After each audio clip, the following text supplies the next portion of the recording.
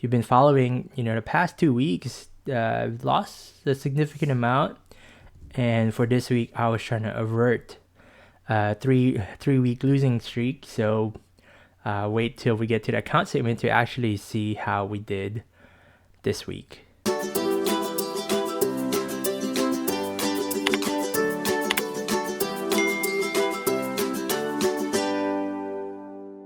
Hey, how's it going? It's Rocky.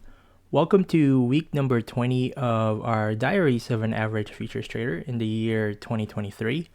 It's a content where I go through my experience trading the futures.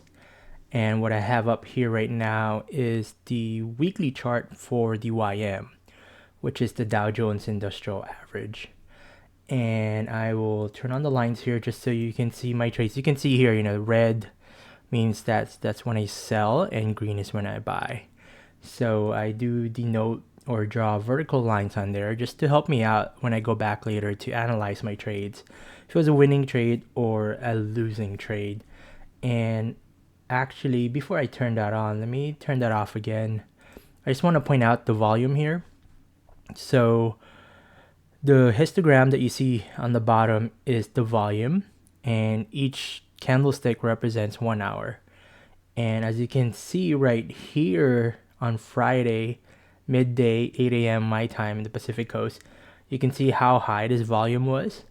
And a lot of that is just a plethora of news that came out on Friday, starting from Janet Yellen talking about regional banks being in trouble again.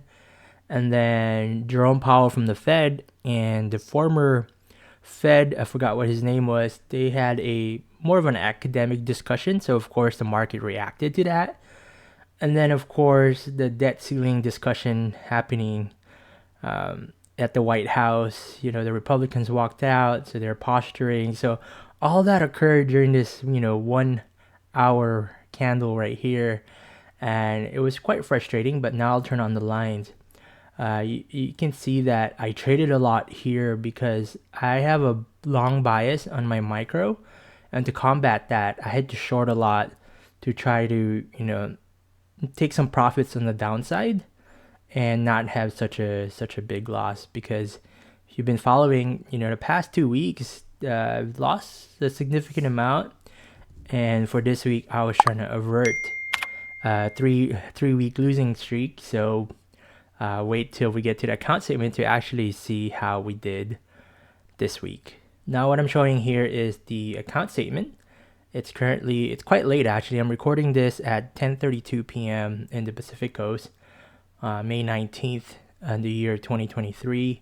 And the statement that we're looking at started from Sunday, May 14th to today, Friday, May 19th.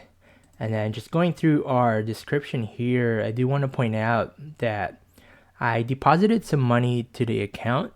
So I deposited $10,000. So what we'll do is in our ending cash, we'll subtract the $10,000. And just scrolling down some more on the descriptions here, just want to point out that I didn't deposit or withdraw any additional amount. And just going through our balance here, we started the week at $32,368.96.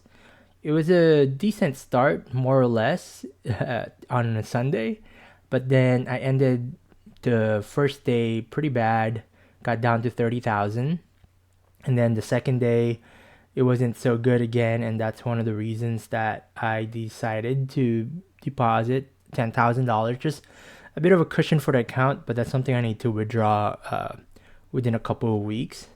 And then the account then went down from 42, went up to 43 a little, but down to 37 on Wednesday because of a lot of the jitters on the debt ceiling. And then Thursday was a nice run up.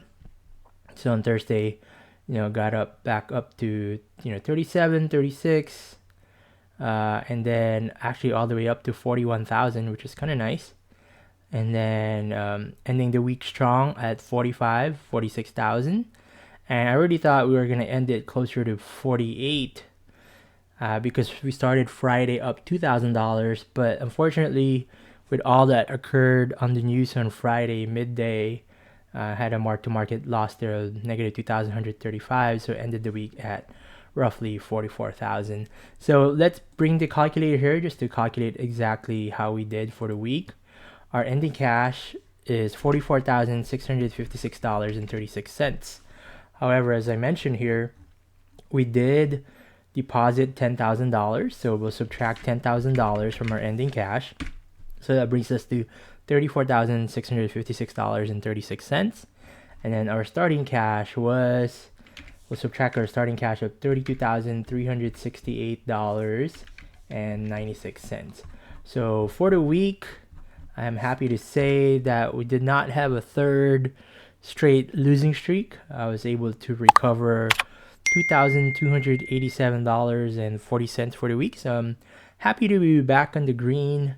Hopefully we can continue this momentum and start another winning streak, right? And what I'm trying to show here is with trading, I'm treating it as a business, and you do have ebbs and flows, and you need to be able to handle those downsides and don't let it bring you down so much, because you know that you'll be, as long as you have the capital to keep going, you'll get it back and even more. So that's just been a mentality that I've taken over the years, and happy again with what we had for the week. And just something relatable, in the US, 40-hour week is a regular full-time job. If you're hourly, of course, if you're salary, you could work way more than that, but equivalent hourly rate is $57.18 per hour.